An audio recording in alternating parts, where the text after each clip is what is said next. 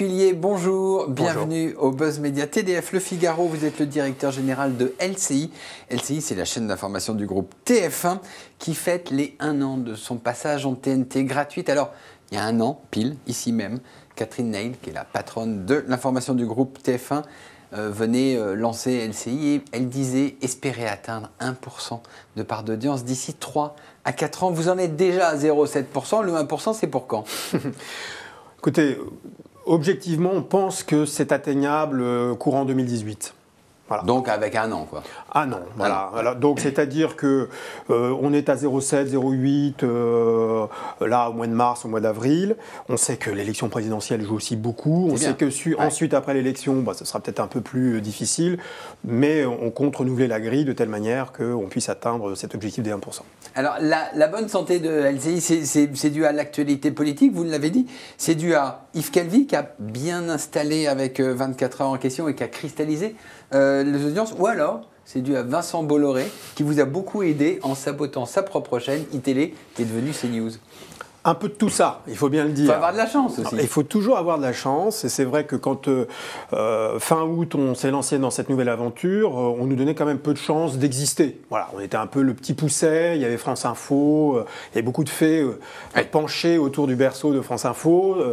iTélé, à l'époque, faisait 5 fois l'audience de LCI. Et je ne vous parle pas de BFM, qui faisait plus de 10 fois l'audience de LCI. Bon. Alors, qu'est-ce qui s'est passé? Il s'est passé Yves Calvi. Premier facteur quand même.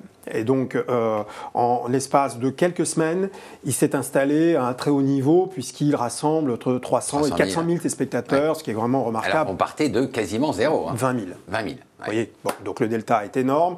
Et évidemment, c'est la locomotive. Vous avez construit à partir de On a construit quelque chose autour de lui qui ne soit pas d'ailleurs un contenu du type chaîne info avec une horloge, etc. Parce qu'il n'y a pas de rendez-vous d'information et de JT qui entrecoupe le tout. Ouais. Et puis ensuite, par briques, on a créé autour de lui un environnement qui s'est servi de l'actualité politique. Voilà. Alors après, CNews, oui, bien sûr, la grève au mois de novembre nous a aidé. Ça vous a permis de devenir deuxième chaîne. Oui, sauf que CNews a été relancé. Oui. Nouvel habillage, nouvelle offre, quand même. Et que depuis la fin de la grève, c'est-à-dire quand même depuis fin mi-novembre à peu près, nous sommes quand même avril, nous sommes restés devant CNews. Donc ça veut dire que, on n'a pas perdu les téléspectateurs qui étaient venus sur notre chaîne déçus de la grève de iTélé, et que pour l'instant la relance de CNews ça va prendre du temps. Va prendre du temps et nous laisse une opportunité d'être dans le match. Et qu'est-ce qu'il vous reste à faire? Parce que, alors là, BFM TV s'est envolé. Hein. Il est à 3,5. On reviendra sur le débat où il a été première chaîne d'information. Qu'est-ce qu'il vous reste à faire? Il nous reste à faire, d'ici fin juin, je pense qu'il faut se donner ce rendez-vous-là, de rester la deuxième chaîne et en tout cas d'être dans cette course à la deuxième chaîne d'info parce qu'il y a des aléas. Vous venez de parler du débat qui a fortement aidé CNews forcément dans les chiffres du mois d'avril et même au-delà. Donc notre objectif, c'est de consolider ce que nous sommes aujourd'hui, ce qui est déjà bien, et de déjà basculer dans la saison prochaine pour créer davantage de rendez-vous. Qui? Vous allez recruter des gens on va voir, on du va niveau regarder. de Yves Calvi. On va voir, on va regarder. Ce qui est certain, c'est qu'on s'aperçoit, quand on fait une analyse rapide, c'est lorsqu'on fait venir des journalistes avec une forte notoriété, avec un fort bagage professionnel, on gagne du temps dans la progression d'audience. Donc l'objectif, c'est de créer des rendez-vous forts avec des incarnations fortes. Écoutez, rendez-vous au mois de juin. Rendez-vous au mois de juin. Le mercato n'est pas ouvert. Quelqu'un qui vient du groupe TF1 ou quelqu'un qui vient de l'extérieur comme Joker. Yves Calvi Joker. Donc vous allez recruter des grosses pointures. Nous allons regarder ce qui est possible de faire. Il faut que ce soit toujours dans le sens de l'amélioration. Honnêtement, on a des bonnes équipes. Mais il faut que, si nous voulons aller chercher à l'extérieur, que cela puisse nous apporter quelque chose très rapidement. D'accord. Vous avez été patron de l'info de France Télévisions. Vous avez été patron de France 2 aussi. Ça vous inspire quoi, le fait que France 2 doive renoncer au débat avec 11 candidats et le fait que, finalement, dans cette campagne 2017, c'est TF1 qui a fait l'événement le 20 mars, c'est BFM qui a fait l'événement le 4 avril et France Télévisions un peu en dehors. Alors, D'abord, je suis content pour le groupe TF1 auquel j'appartiens aujourd'hui, parce que ça a aussi permis à LCI, on en a parlé, de s'installer dans le paysage. Donc c'est bien que TF1 en 2017 ait donné le rythme de cette campagne présidentielle. Pour ce qui concerne BFM TV, écoutez, c'est le résultat assez logique de 12 ans. 12 ans, c'est aussi, vous me parliez de LCI. LCI a peut-être une marque ancienne, mais ça fait 7 mois, comparé à 12 ans d'une construction, j'allais dire, très intelligente de l'offre d'information à travers BFM TV.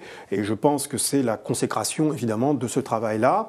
Ce que je peux vous dire, c'est que le sentiment que j'avais devant ma télévision, parce que j'ai regardé le débat, c'est que logiquement, ça aurait dû être France 2 qui soit en charge de ce débat. Donc forcément, pour quelqu'un qui a été en charge de cette information et qui, en 2012, je peux le dire, a donné les rythmes de cette campagne à travers des PDA, à travers les débats des primaires, à travers les soirées électorales, qui étaient leaders, comme vous le savez, en 2012. Bon, forcément, il y a un peu de tristesse, malgré tout, même si ce n'est plus mon problème, et une forme d'incompréhension. Alors, il reste le débat d'entre-deux tours. A priori, il y en aura un qu'un seul, France 2, là, TF1. Est-ce qu'il faut y associer BFM, ou vous qui représentez LCI, qui est dans le giron de TF1, vous voulez être partenaire de ça? Alors, on sera de toute façon partenaire, puisque toutes les démarches se font au nom de TF1 et de LCI. Donc je pense que, vous savez, d'ailleurs, en 2012, la diffusion a été libérée pour l'ensemble des médias. Oui. Il n'y avait pas eu d'exclusivité, parce qu'on considère que c'est un événement tel qui doit concerner, il y a une sorte de droit à l'information pour tout le monde. Donc je pense que, sans dévoiler de secret, je pense qu'on ne sera pas très éloigné de ces conditions-là. Après, BFM, CNews, LCI pourront retransmettre. Je pense que oui. D'accord. Voilà. Ensuite, est-ce que, puisque c'est ça la question, est-ce qu'il y aura un troisième invité à la table? J'allais dire, ça se discute. En même temps, je suis obligé de constater qu'il y a 2 candidats. Si les 2 candidats dans un débat sont challengés par 3 journalistes, c'est-à-dire s'il y a plus de journalistes que de candidats, pour un débat, moi personnellement, je trouve ça un peu bizarre. Et je n'ai pas souvenir d'avoir un exemple similaire. Donc, OK pour retransmettre, pas pour co-organiser. En tout cas, je pense que ce sont des choses qui doivent se discuter entre les groupes et avec les candidats. Or, c'est un peu tôt pour l'instant. On en a parlé, BFM franchit une étape, 5,5 millions de téléspectateurs, première chaîne le soir du 4 avril. Sur un événement, on peut devenir une première chaîne. Est-ce que LCI peut imaginer aussi organiser un jour un événement qui la propulse première chaîne? Les conditions sont différentes. Ou c'est TF1 de toute façon? Les conditions sont différentes. C'est-à-dire qu'aujourd'hui, c'est aussi une chance pour LCI. Si LCI peut fêter son premier anniversaire en gratuit, c'est parce qu'il y a TF1. Oui, mais s'il n'y avait pas eu de soutien de TF1, il n'y aurait plus de LCI, on le sait bien, économiquement, éditorialement. Donc, le contexte est totalement différent. Dans le groupe Next, aujourd'hui, BFM TV, c'est un peu le TF1 du groupe. Donc, il est assez logique de se dire que si, et tant que la politique éditoriale de TF1 sera celle-ci, évidemment je le souhaite, c'est logiquement TF1 qui doit organiser ce type de débat. Et nous sommes, challengers, mais nous pouvons tirer notre épingle du jeu. Alors il y a des forts moments comme ça arrive une fois tous les 5 ans, ou tous les 4 ans plutôt, tous les 5 ans, pardon, une fois tous les 5 ans. Mais on a notre propre chemin à construire. On ne doit pas aller se dire que c'est BFM TV absolument la référence. C'est peut-être une référence éditoriale pour certains, je peux le comprendre, mais pour nous, nous devons inventer notre propre modèle qui soit différent de celui de BFM TV. Alors vous avez fait face à une petite polémique, retrait du replay de l'émission de Médiasphère. Vous en avez parlé, vous avez dit il y avait un manque de rigueur. Oui. Vous l'avez dit, manque de rigueur. Alors quand on est une chaîne d'information, jusqu'où on peut aller dans l'infotainment comme ça? Parce que là, on y va un peu... Alors là, ce n'était pas de l'infotainment, justement. C'était, puisqu'on parle de Médiasphère, c'est une émission de décryptage... Absolument, politique. Comme politique.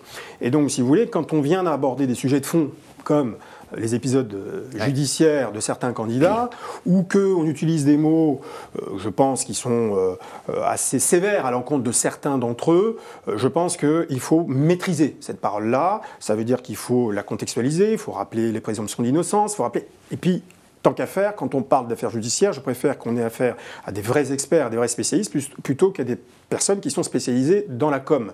Donc c'est ce que j'appelle moi le manque de rigueur. Donc c'est pas exactement l'infotainment, c'est simplement l'idée que si vous voulez qu'on a une responsabilité d'éditeur. Et cette responsabilité d'éditeur nous oblige, par exemple, lorsqu'on fait un replay, quand on est en direct, on peut se reprocher d'avoir manqué de maîtrise, mais on est en direct, ça arrive. Bon. Mais quand on laisse une émission en replay, ça veut dire qu'on assume les dérapages. Et moi, je n'assume pas ces dérapages, dans la mesure où éditorialement, nous n'avons pas été à la hauteur. C'est un message très clair, il faut être rigoureux. Il y a l'infotainment, la rigueur, puis il y a les fake news, ça a empoisonné les élections américaines. C'est un débat aux États-Unis, c'est un débat aussi en France. Facebook a créé un fonds de 14 millions. Le milliardaire Pierre Omidyar vient consacrer 100 millions pour lutter contre les fake news. Pour vous, c'est quoi le problème des fake news? C'est les réseaux sociaux, c'est les hommes politiques ou c'est la faiblesse structurelle des rédactions où il y a moins de monde et moins de possibilités de checker? Phénomène incontestable, ce sont les réseaux sociaux. Et c'est le fait qu'aujourd'hui, on sait, les plus jeunes s'informent et préfèrent s'informer à travers les réseaux sociaux. Et donc forcément, vous avez une totale absence de hiérarchie, de validation, de certification de ces informations. Alors peut-être que nos rédactions se sont affaiblies avec le temps qui passe, mais en même temps, elles ont des ressources puisqu'elles s'organisent. Nous faisons maintenant partie d'un réseau avec plusieurs, BBC, des Allemands, des Espagnols, des Italiens, des Français, et nous mettons en commun notre capacité à vérifier un certain nombre de fake news. Et c'est assez efficace pour l'instant, donc c'est essentiellement notre digital qui travaille là-dessus, et je pense que c'est un levier très important, et donc on est, je crois, pour faire face à ce phénomène, contraints de s'associer. Nous sommes concurrents très souvent, mais nous avons besoin d'associer nos ressources pour pouvoir justement éviter les pièges dans lesquels on essaye de nous faire tomber. Et vous êtes très présent sur les réseaux sociaux, hein, puisque LCI a fait une percée dans le numérique. Sur ces réseaux sociaux, vous êtes à égalité avec des sites de fake news. Comment lutter ? Comment lutter ? C'est de réaffirmer notre vocation de journaliste. Donc c'est bien pour ça qu'il est important qu'il y ait des journalistes pour modérer nos réseaux sociaux, pour alimenter ces contenus, pour les produire, pour aussi faire un choix, une sélection. Tout n'est pas possible sur les réseaux sociaux aussi, me semble-t-il. En tout cas, lorsqu'on a une marque comme celle de LCI ou de TF1, puisqu'on opère les deux marques. Et il est hors de question, évidemment, de faire n'importe quoi. Donc il faut marquer une différence. Il faut aussi peut-être parfois accepter d'oublier une information quand on n'est pas certain qu'elle est bonne. Très bien, Thierry Tuillier, merci beaucoup. Je retiens, vous allez être acteur, LCI va être acteur du mercato en recrutant des journalistes de poids. Merci beaucoup et nous nous retrouvons la semaine prochaine avec une nouvelle idée. Merci. Merci.